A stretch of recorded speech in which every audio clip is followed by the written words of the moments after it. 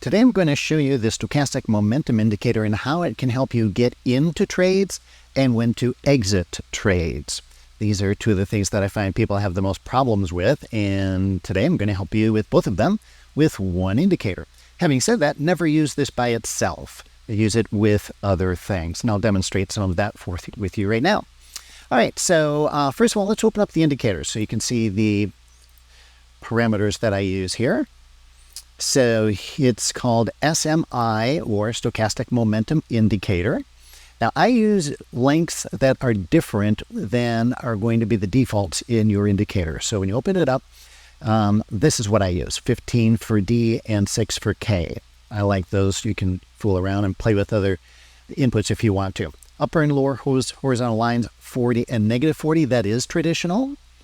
And then it draws two lines, your SMI. I'm going to use green for that. And the average of the SMI, and we will use red for that. Okay, so that's it. Now, let's see how to trade it. So if you go up here, as I said, you don't want to trade this by itself. So here's one of the rules in top dog trading we have. It's called the rule of three.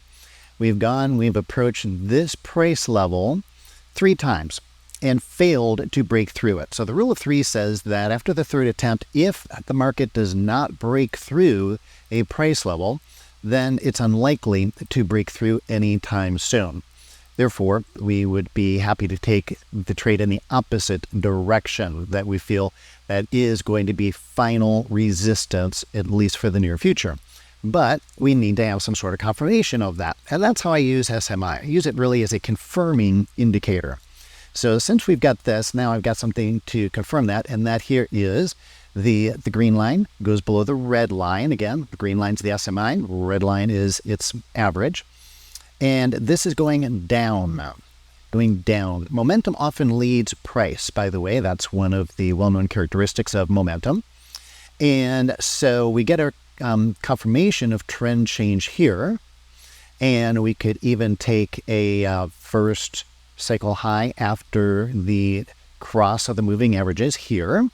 By the way, this is the 50-period simple moving average, and then the black one is the 15 exponential moving average for your reference. And, oh, by the way, you will need something that helps time your entries, obviously. So this is kind of a big, broad stroke indicator. It's not really for precision, accurate timing. If you want my timing indicator, I'm happy to share that with you. Just subscribe to my channel, click the little red button below for subscribe, and then shoot me a quick email, barry@topdogtrading.com, and I'll give you access to that for free. But for today's lesson, let's continue on. So what we're doing is we are confirming the direction of the new trend now down with this indicator, saying that yes, the direction is down, but you know what? It's also going down with some velocity, with some speed, with some strength. And that's the only time we want to trade in the direction of the trend is when it's a strong trend. This indicates it's a strong trend. So I like to primarily use this to confirm the direction that I'm trading in. Now here's another example that I want to share with you, because this is another sign that you need to be aware of.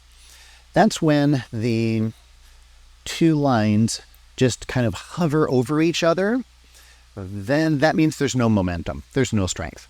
And so that's a good time to just keep your powder dry, not take any trades at all. And you can see what happens here.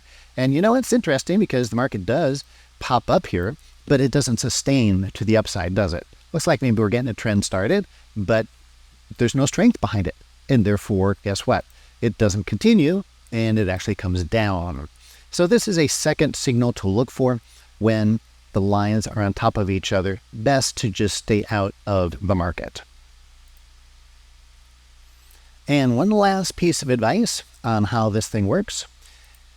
When you get trends that move up and then they just go sideways for a while. You see how long it's going sideways? Well, when the market goes sideways for a while, the trend is still up, isn't it? It's up, it's up, it's up. The 50 MA is still up. That's the green line.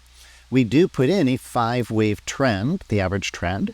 But in between each one of our waves, or wave highs, 1, 3, and 5, what happens? You get a sideways movement for quite a while. Well, that means that the acceleration, the velocity, the strength has come out of the market. So the indicator will show you that. And so the green line will not stay above the red line during those times. Don't expect it to. Same thing happens here.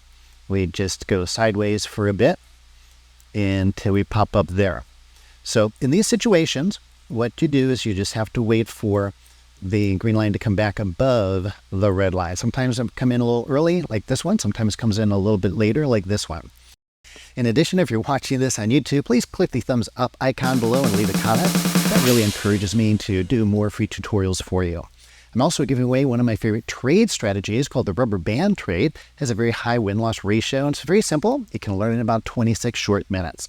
Happy to give you that video explaining the trade strategy absolutely free by just clicking on the image in the top left corner, or if you're on a mobile device, click on the little eye with the circle around it in the top right corner of this video. And if you're not watching on YouTube, then there's probably a link below or an opt-in form on the side. Once you do that, I'll personally email the video to you with the rubber band trade strategy.